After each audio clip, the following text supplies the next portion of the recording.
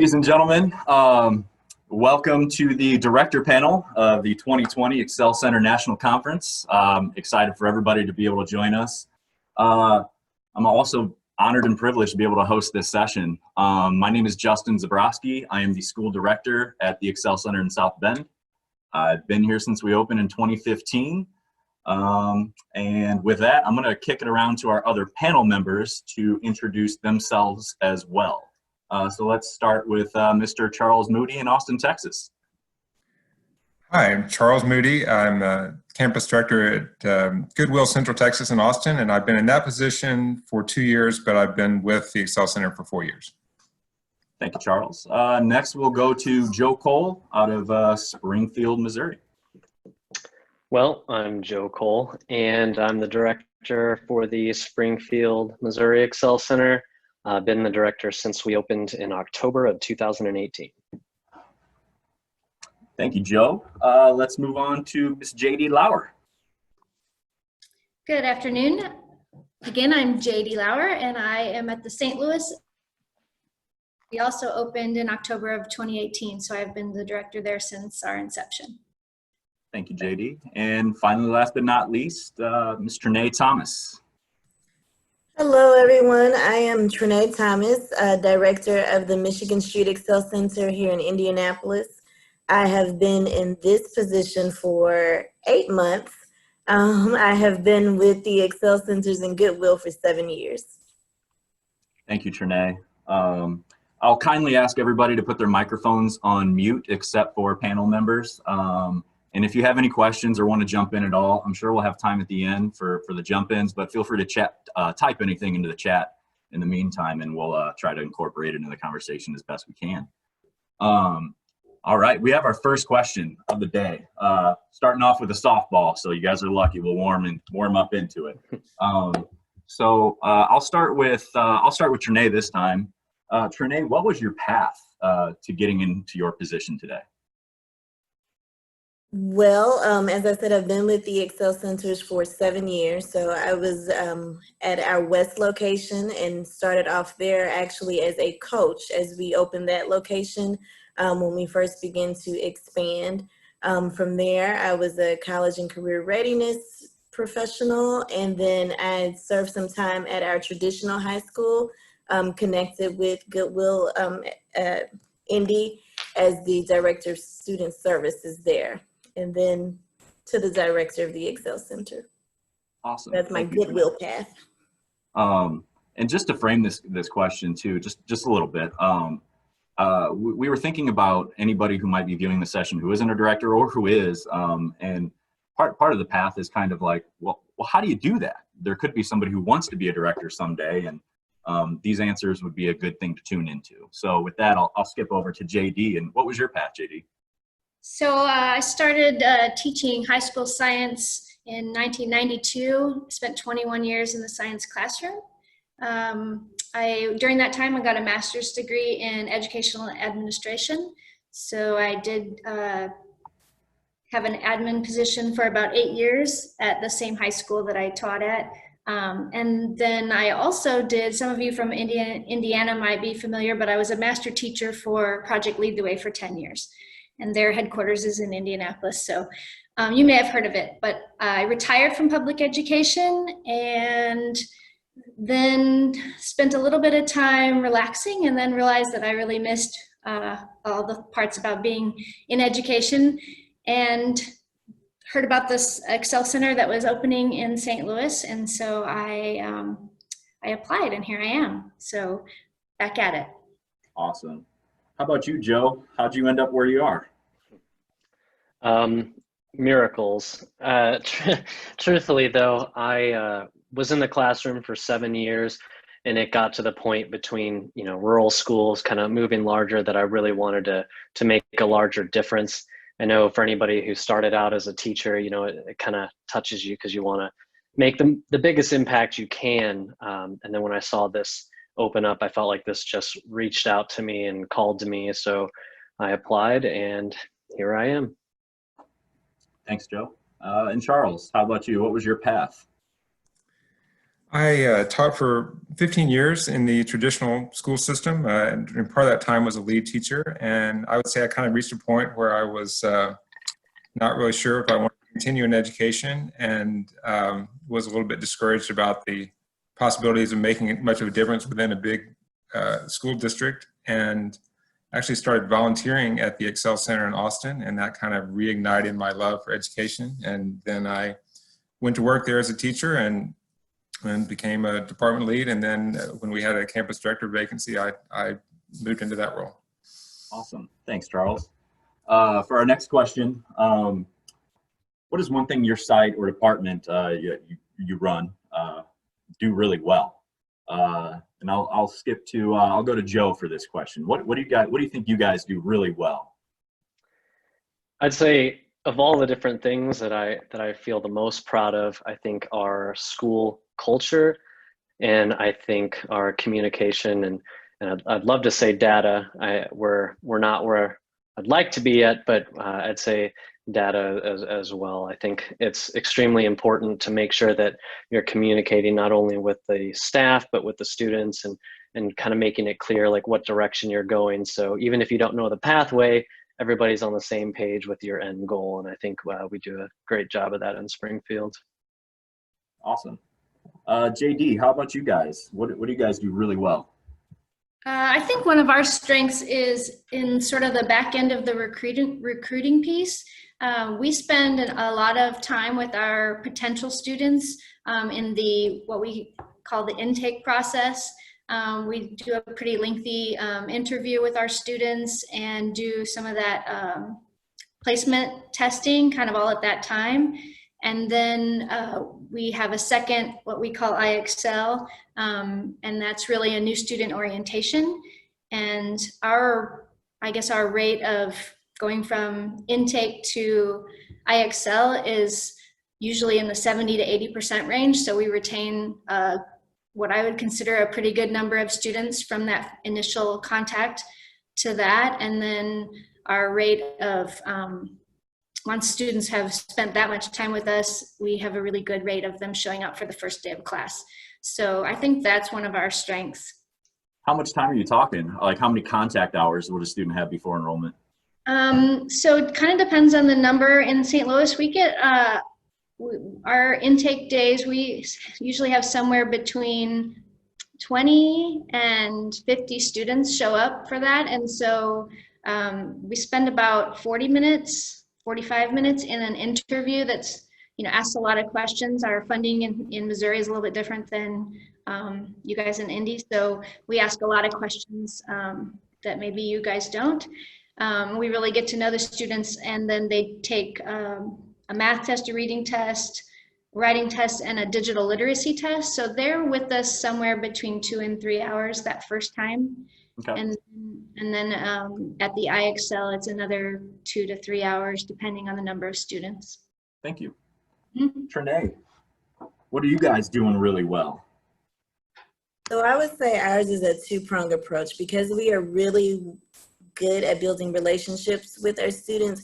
We're good at barrier removal as well. Our students trust us to be able to kind of stand in their truth and let us know what's going on. And so accessing community resources, bringing the community into the building to help meet our students' needs is something that we excel at. Thanks, Trinae. And Charles? Mine may be kind of similar to Trinae's, but I guess the thing that comes to mind first for me is just, I think, adapting ourselves remarkably well to the needs of the individual student. And that may be true of all Excel centers across the country, but for me, that's definitely the defining difference between where I spent the first 15 years of my education career and where I spent the last 4. Is there's just this unbelievable organizational commitment to kind of roll up our sleeves and figure out what we can do for whatever problem the student has. And I never remember anybody at Excel Center saying, well, that's sort of not our problem, or we don't deal with that. And it's just, whether it's flexible scheduling or outside of class academic supports or behavior interventions or life coaches trying to help clear away an obstacle related to employment or childcare or transportation. It's just there's kind of no limit to what we're willing to try to take on. We can't always solve the problem, but I think students sense that immediately at their time at the Excel Center, and that helps build the relationships that Trinae was talking about. Yeah, I think it's great that that's literally built into the Excel Center model too, and you don't see that very many places where where it permeates the culture. And almost every Excel Center you walk into, it's that drive to help the students, and it's a very unique setting. So I think I'm preaching the choir here, but I know we're awesome. So let's move on to the next question. I appreciate your answers. So as we enter into the 2021 school year, what are 2 or 3 or just one if you want, priorities of focus for this year? What are you focusing on this year as we move into the next school year? Let's start with JD this time. Sorry. All right. So one of the things that I really want to focus on is the relationships, the cohesiveness of the staff. I have a rather large staff, and I feel like sometimes we're not all on the same team, or maybe the students don't see us as the same team. So for me, that's a number one focus for this year. A second thing I think is more student-centered, and that is really having them think about their career pathway. We've started process where we have students sort of identify what those are in the beginning of their time with us. And I'd like to see us really build on that and find ways to incorporate that conversation about their career goal in the classroom and in their scheduling sessions with their life coaches and things like that. Because I think if they're thinking about the end goal really being that career or the job that they want to do afterwards, they will hopefully maybe spend less time worrying just about that diploma, because that's really our end goal. So I'd like to really figure out a way to incorporate those conversations throughout their journey with us. Awesome. Charles, how about you? What are you focusing on this year? I didn't know whether we were going to include sort of COVID-related focus or not, or if that was just sort of assumed that that's at the top of everybody's list. But I think 2020 means everything's in fair play. certainly figuring out how to engage, or especially re-engage students with whatever kind of remote learning we're doing is kind of at the top of the list for me, but probably for everybody right now. But I would say, other than that, I think mine is really going to dovetail a lot with JD's answer, because we are really looking for effective ways to change the conversations and the kind of mindset that students come in with, which is, how quickly can I get to this diploma? They come in thinking, I can give you 6 months and can you get this done? And we really want it to be more about, what's your goal beyond that? What skills do you need for it? And where are you right now in that skills journey, and how can we help you get there? So that's about having, I think, really clear ways to make that visible to students, so they can buy into this idea that they're gaining skills the longer they're with us, and we can kind of invest them in that growth, rather than kind of a tug of war of saying, you mean I have to do more classes? Because that's usually not a good conversation. Yeah, and there's psychology involved in that. I mean, a lot of our students come from poverty, and poverty rewires the brain to think, okay, what's right here? We got to change that focus to something more distant off in the future. That's awesome. Thank you for that. Trinae, what are you focusing on this year? So I think one of our primary focus will be just responsiveness to the varying mental health needs that our students present, making sure that we are pairing with the right community resources, creating safe spaces for our students to kind of be transparent about those needs, but helping them resolve them. I think after that, just post-secondary readiness for our students. We have seen our students struggle in regards to those certification coursework. And so just making sure from the start, infusing best practices in all classes across our curriculum. And third, probably our formalized communication among staff. We're really good with talking with each other informally and catching up, but making sure that we have processes where information is shared, captured, and we're able to follow up on those conversations in an efficient way. Thanks. I'm sorry, Joe, what do you got to focus on this year? So I think I must have left my notes in JD's office up there. But I would say the priority would be relationships. I think once you build a strong connection or with relationships, everything else kind of is easier to fall into place. It's less of a stretch.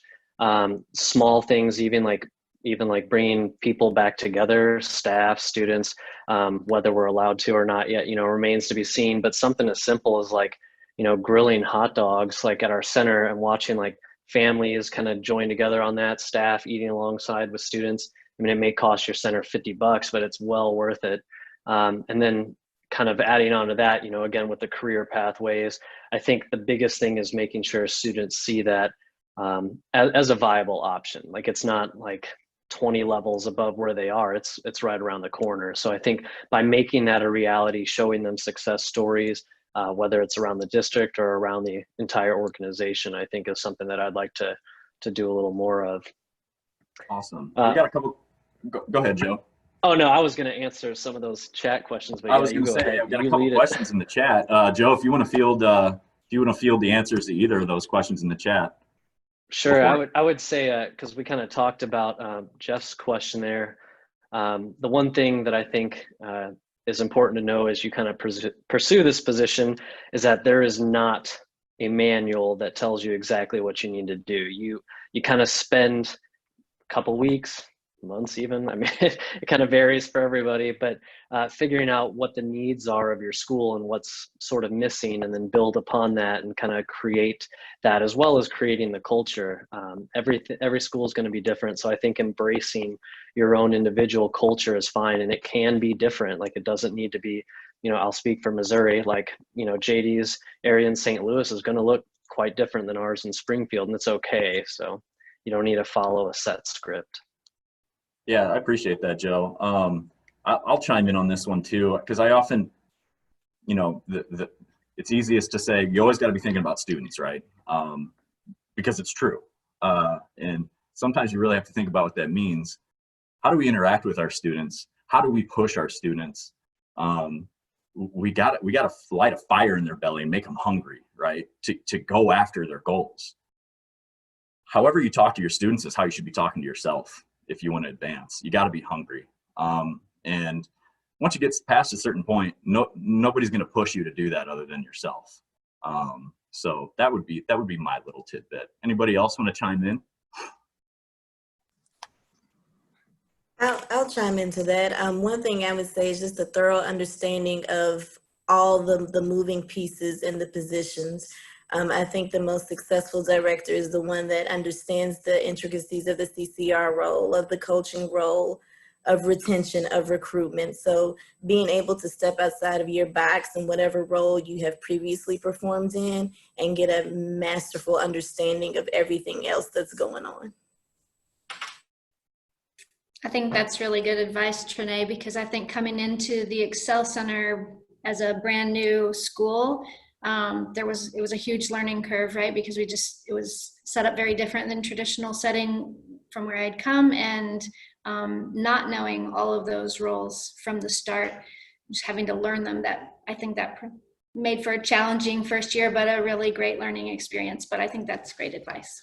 Yeah, and I think I'm going to add on to that just a little bit because I love it, and it's making me think that, if you've been a teacher's aide before, it's not necessarily as a leader that you need to know the whole job.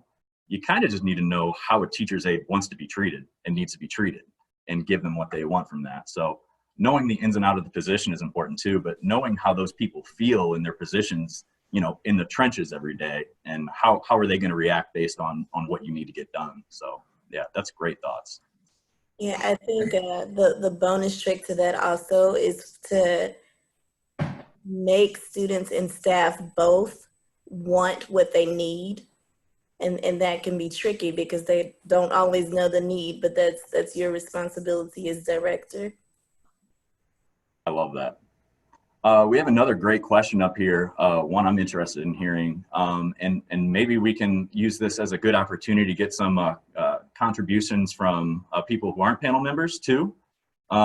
Really interested to hear how people are adapting their intake policies or processes due to current focus on limiting person contact.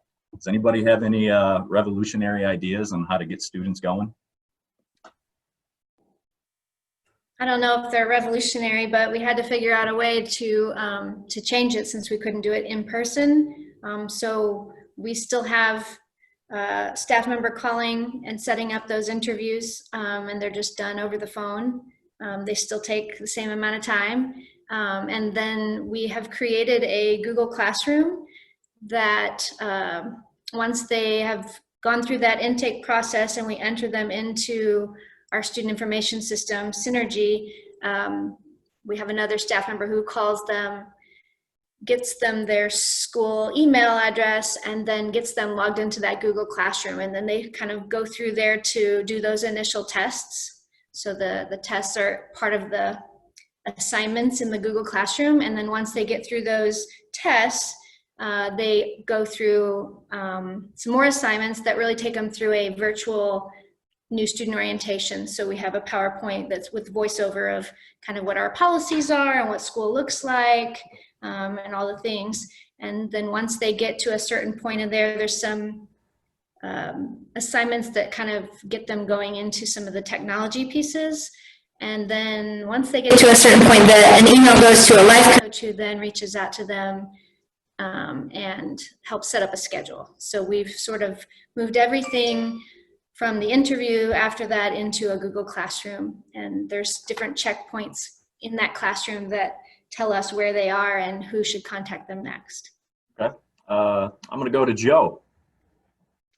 Yeah, so we do a similar process. I think the difference, though, is that for any of you that kind of sat through that presentation last year on our system for tracking students before they're officially students with Mimers, Goodwill, we make contact with the student and we try to figure out who is absolutely needing to be on campus and who is ready to be doing things online. And from there, we kind of schedule certain days for our intake process for those that need to be on campus. We kind of tell them the realities of how, on campus may not quite be an option yet. It's really hard to gauge these things, but for everybody else, we have the same thing with the links in the classroom, so they're able to take those assessments online. Switching from that then to the orientation portion, a lot of it is really student-led. Like we have all the instructions, all the videos, all the links, everything for them to be able to access. We developed this to kind of be, it's all using the Google platform, but even mobile applications. So for example, like on math, if a student needed to write something down on paper and then send a picture in, we try to accommodate the best as possible because we understand, a good portion of our students aren't going to have computers or access to the internet, but they might have a smartphone. So we've kind of adapted in those areas, and that also gives us a better image of how many students we're going to be needing to service, like in-house versus online. So it really allows the data to flow a little more smoothly. Okay. Anybody else, anything to add on intake?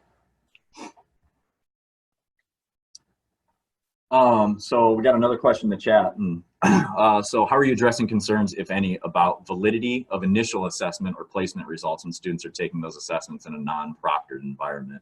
I'll kind of lead that question off because I think that's a big concern a lot of us have.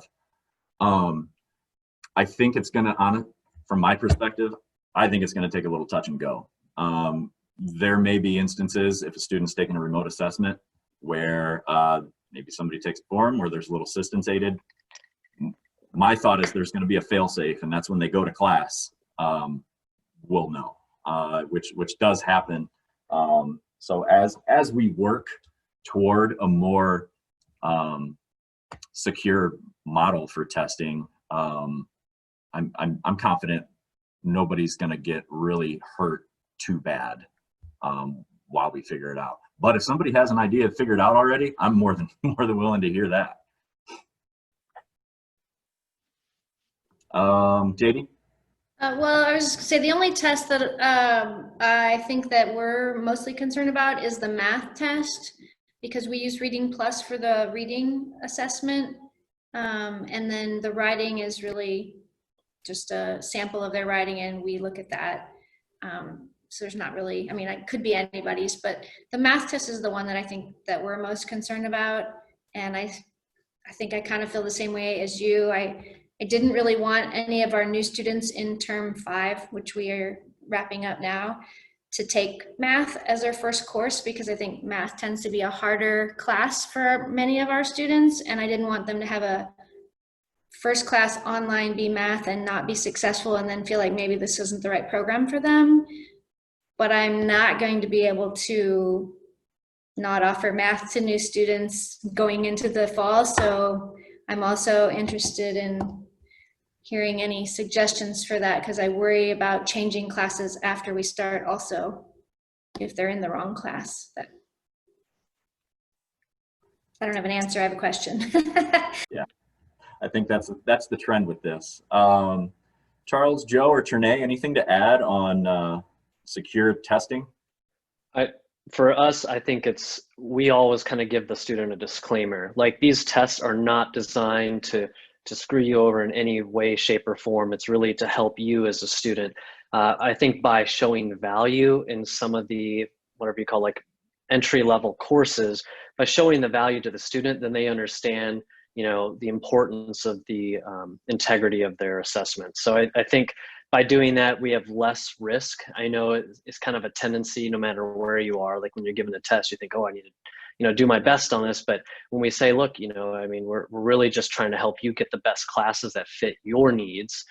Plus, honestly, at intake, we don't know, like, we don't have any of their, past, experience ready or on hand. Like, we kind of just go by what they say, like, I have 20 credits already, or, I've gone through my sophomore year. So without actually knowing that, we can't make an individualized plan as accurate as if we already had their transcript. So I think by just saying, look, like, we're really wanting to help you out. So, don't stress out too much about the test, just do your best. We haven't had any inconsistent, responses back from tests that look really off. Great. Charles? I basically just agree with what's been said. It's really, we know it's not perfect, but it's really about the messaging, about this is us trying to figure out how best to serve you. And big picture, even before COVID, our design has been to try to limit the actual intake process to as little assessment as we could afford to do, and put the rest of it in their first term with us, when we can kind of provide that context and we already have a bit of a relationship. So we've kind of streamlined our intake, and then we have what's called the go term, which is their first term with us of 8 weeks, where we will do some more of that assessment within an environment where they actually already have a bit of a relationship with the teacher, and we can kind of explain why we're doing it and what we hope to get from it. Awesome, thank you. Trinae, I see you nodding. Anything else to add? No, we are pretty much doing the same plan that Charles kind of talked about, preserving things until their first term in person to kind of limit that. But I do echo what Joe said. We typically just let students know that the assessment test is a method of communication, not a form of judgment. So. Awesome. Great question in the chat. I'm going to get to that in just a second, but I want to ask this question first. Anything that you've learned with the COVID-19 closure that you plan to take forward with you? Let's start with Charles this time. I think the big thing that I have learned since March is how crucial simplicity is. Everything just takes more time than you expect it to when you're operating in a remote environment for students and staff. And I kind of thought in March that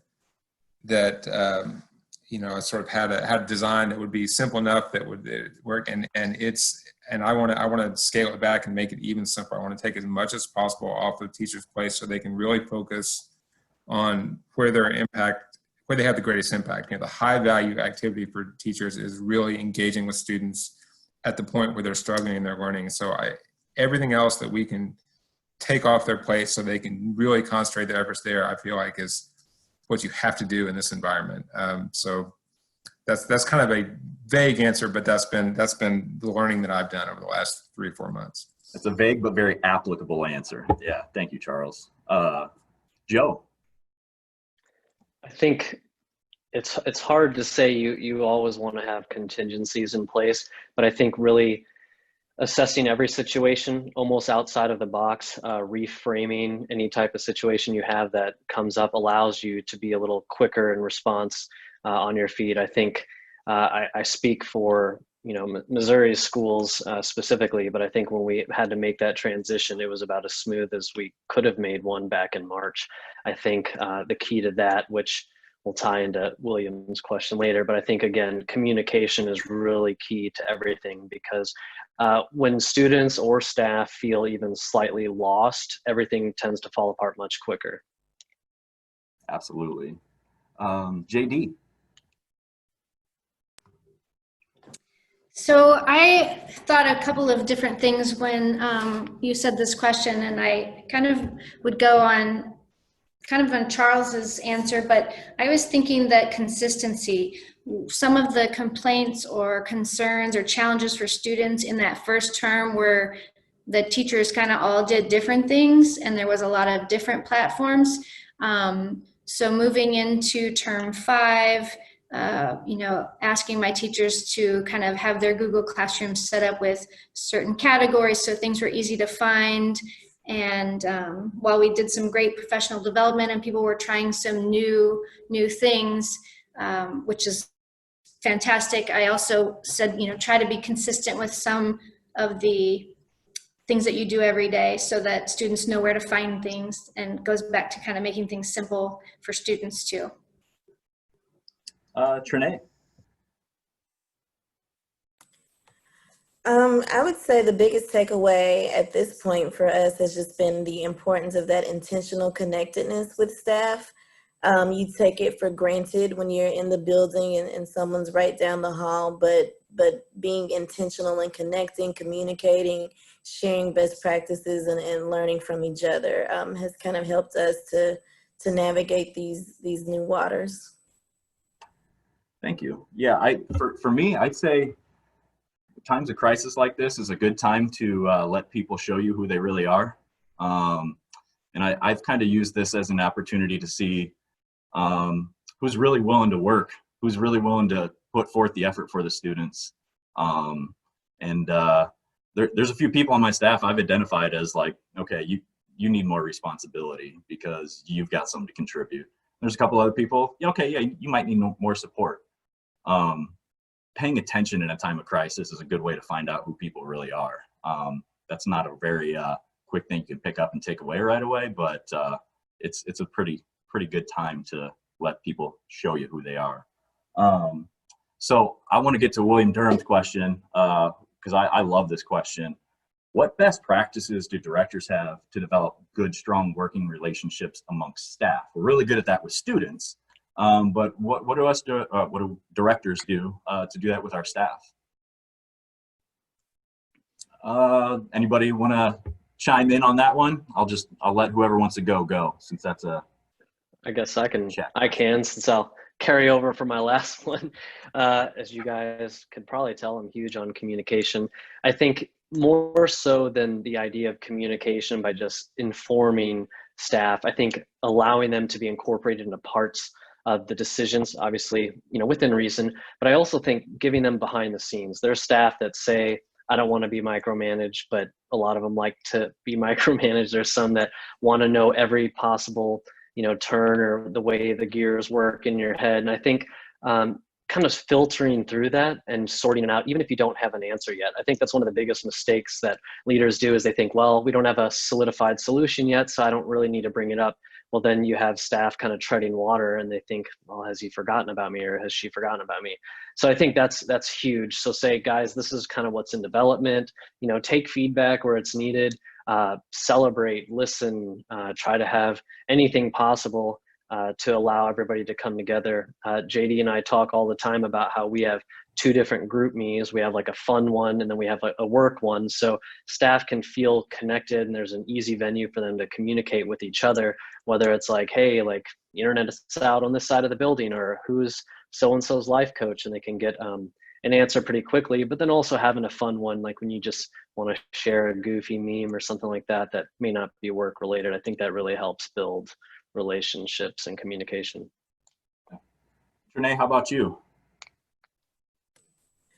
One thing that has been proven is just people connect better through shared experiences. So creating opportunities for people to work together. One thing we implemented is solution squads. So I would throw out anything that may be challenging and put the invite to anyone who may have an idea, suggestion, or just are interested in being part of the solution. And it's been really interesting when you put something out there to see which staff members kind of gravitate to that. Because in my mind, I'm thinking, "Look, that has nothing to do with you from my perspective, but this is something that you are interested in and passionate about." And so to see people who come together and work through something, it helps with that development of relationships. Again, just the intentional opportunities for connectedness.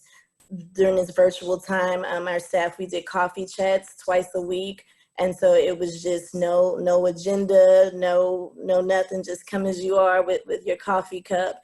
And some really authentic relationships and development grew from those moments. So I think intentional connectedness, but also creating those shared experiences, being intentional when grouping things, whether it's IXL or whatever the task may be, kind of mixing things up a little bit, because we do tend to fall into our habits and our people that we like to work with. So mixing that up a bit more. I wrote down solution squads. I like that. Thank you. I love that. Charles, do you have anything to add on to that question? And we have a request to hear about your Go term. A little more about that. Okay, I think on the question about developing strong working relationships among staff, first of all, I don't know that that's a particular strength at our school, but what I will say, my answer probably goes back to what we were talking about what's required to be a campus director. And the biggest thing, I think, is that you have to be comfortable with fluidity and change, and you have to make your team comfortable with that, because if it's a dynamic where they are looking to you for all the answers and they're insecure if they don't have all those answers from you, it's not going to be successful, because you are not going to have all those answers. So what you have to do is just build that trust that we're a learning team and we're going to try to figure it out together. And I'm always ready to have those conversations and talk it through with you. But you have to all just sort of trust in our good intentions and that we're all bringing our best ideas to it, because that kind of dynamic, it's everybody's tackling the problems together. And so I think that's the key to having trust among the staff, is that you don't set up this dynamic where they need an answer from you and you're supposed to provide it. That's usually the unhealthy way to approach things, I think. Yeah.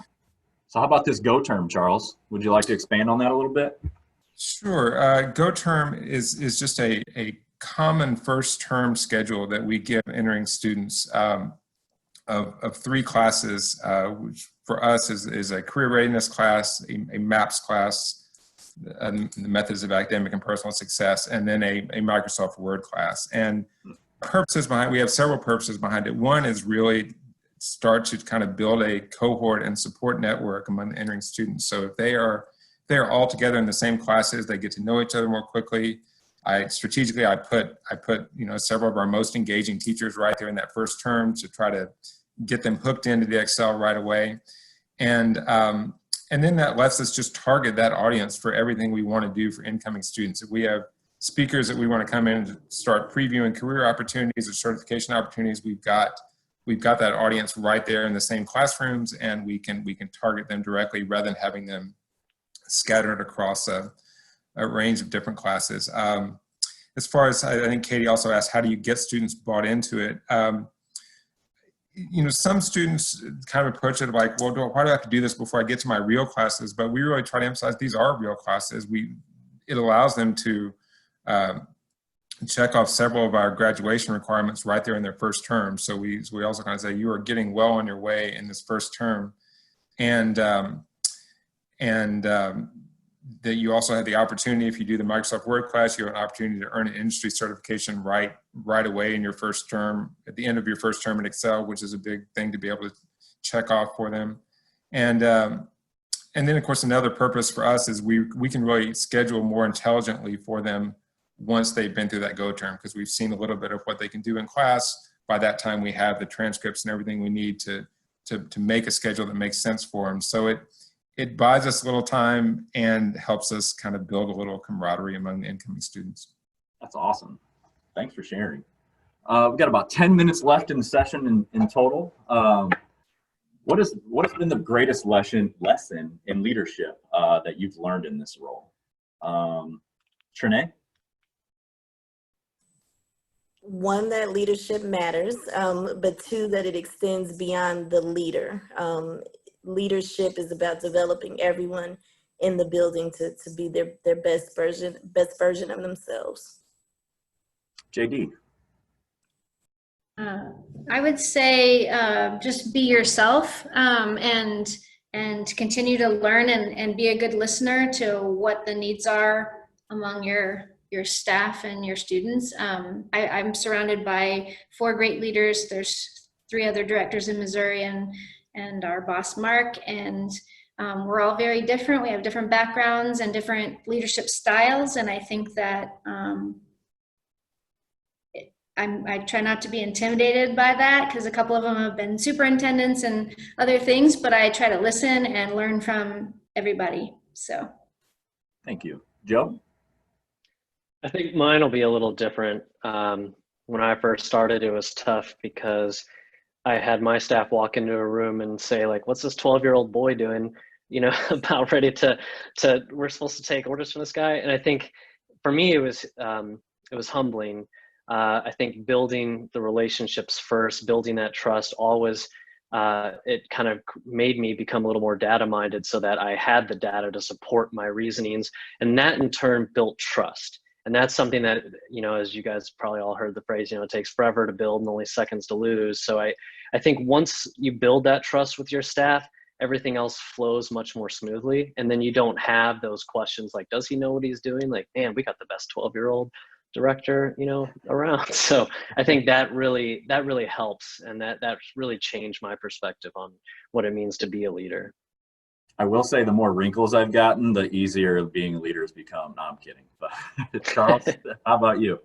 Yeah, I have not had to worry about being mistaken for a 12-year-old in time, so that's been nice. But I'll preface my answer by saying that my sort of leadership lesson is something that I've become increasingly aware of as a growth area for me, rather than something that I realize that I do really well. But I think it's to communicate repeatedly and to do it as much as possible in person, in one-on-one or in small groups and kind of unstructured groups.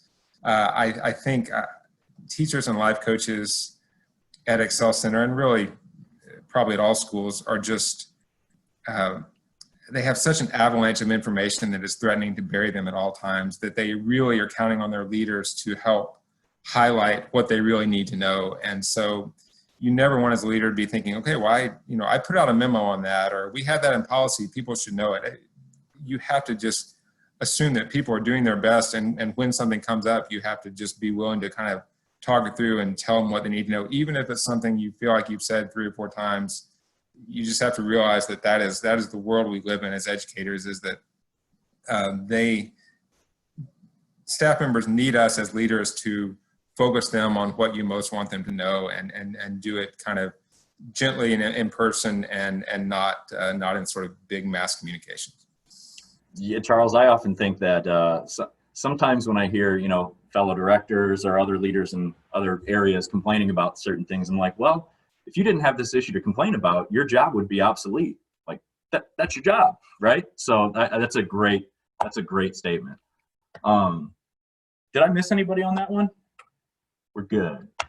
All right, so let's end with this question as far as the scripted goes, and please, if anybody else has anything to add to the chat, please feel free to do so. We'll end on this one. What is your best, because Excel Centers need to be reflections of their community, so what is your best community resource outside of Goodwill that you leverage to serve your students? Let's start with Charles. I'll let you start with this one.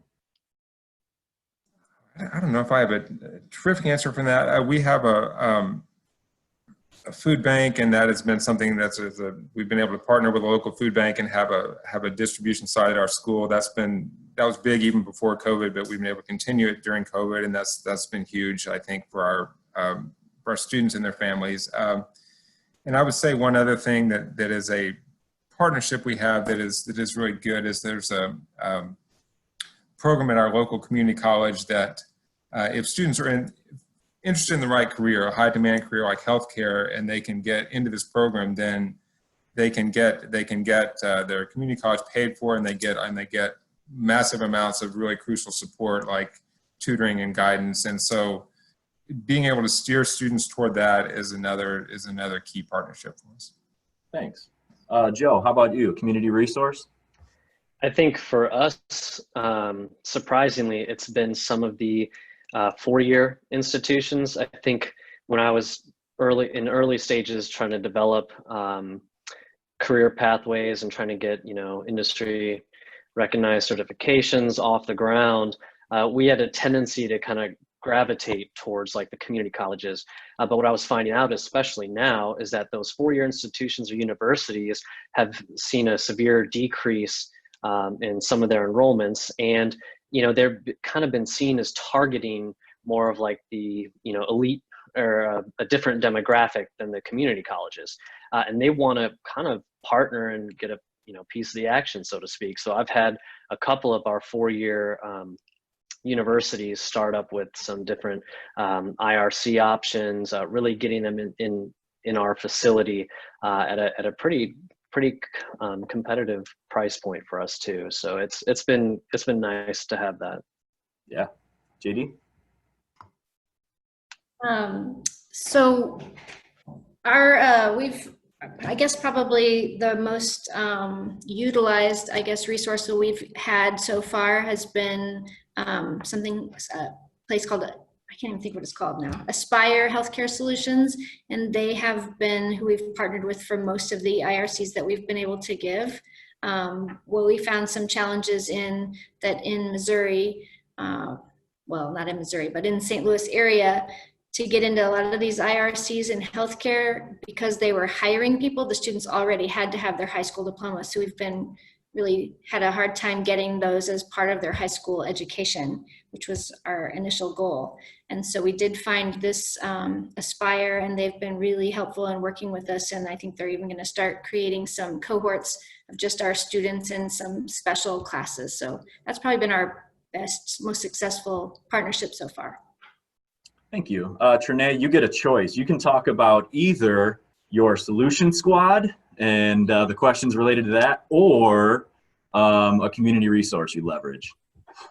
I'll answer the questions about the solution squad. The challenges can range from the simple to the complex, from how do we highlight student success to how do we improve students, technological savviness. And then it is open to the entire staff. So what I do is propose, here is the challenge that we're facing, requesting a solution squad, let me know if you're interested. And again, what I really like about not limited to an admin team or to teachers is sometimes people who raise their hand are ones that I would have limited or not tapped. So it allows me to see the potential and just get varying diverse perspectives, because I may think that this is an issue that only coaches want to talk about. And you may have the teacher in the MOA say, nope, this affects me this way as well. So this is why I want to have input. And then what we do is kind of identify what the objective is, what do we want to see from this gathering of minds, and it kind of becomes like a think tank. So the decision is kind of more of a collective decision from those individuals, but there have been some things where we say, okay, this is what we've come up with, now let's put it out to the staff and get feedback from everyone before we implement things. And again, just depending on whatever the solution is. Awesome. Thank you so much, Trinae. This is not a plug or an advertisement for anybody, but as far as community resources, I've been working with somebody for the last couple of years on mental health training for my staff. She has also we did restorative justice training for my staff last year, and she's going to be doing a lot of implicit bias and anxiety related to COVID for my staff this year as well. So if you guys are looking for trainers, just reach out to me. I'll let you know. She was the keynote at our last graduation, and I believe the words I chose were, if she told me to jump off a bridge, I'd do it because I trust that she'd know I'd be all right. Like, she's awesome. And I say that only if you are looking for trainings like this, because she's very high quality. With that, We are closing to the end, and I would love to meet more regularly with all of you guys as I see these comments in the chats. So hopefully that gets going and we get to grow with each other as we move forward serving our students. So with that, I think we're done. Thank you for your time and enjoy the rest of the conference. Thank you, guys.